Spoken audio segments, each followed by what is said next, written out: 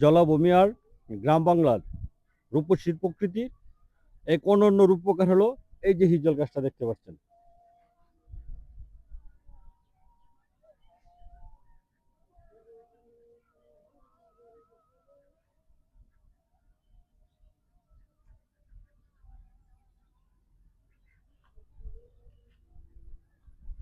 রূপসী বাংলার কবি জীবনানন্দ দাশ তার রূপসী বাংলা কাব্যগ্রন্থ 1957 সালে প্রকাশিত।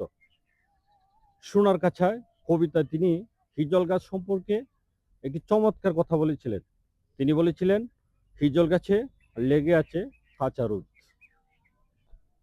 প্রাচীন আয়ুর্বেদিক ও আধুনিক চিকিৎসা গবেষণা করে হিজল বীজের গুণাগুণ সম্পর্কে কিছু কথা বলবো। এই যে দেখে যে হিজল বীজটা আছে, আমি একটু বীজটা পাততে চেষ্টা করি। আমরা আজকে এই যে হিজল বীজটা দেখতে পাচ্ছেন, এর কিছু গুণাগুণ এবং কার্যকারিতা সম্পর্কে কিছু কথা বলবো। এই হিজল বীজটা যাদের পেটের গোলযোগ, বিশেষ করে ডায়রিয়া বা আমাশয় নিরাময়ের জন্য যে হিজল বীজটা অত্যন্ত কার্যকর।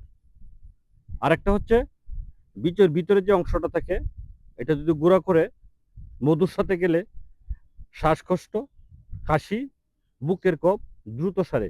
এই যে হিজল বীজটা দেখতে পাচ্ছেন আমরা।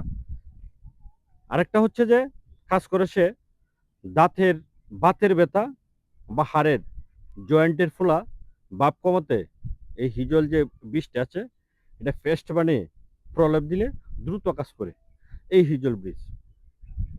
তার একটা বিশেষ কাজ হচ্ছে আরেকটা, ত্বকের চুলকানি, অ্যালার্জি কিংবা ফোড়ার উপর এই হিজল বীজের বাটা ব্যবহার করলে দ্রুত সারে।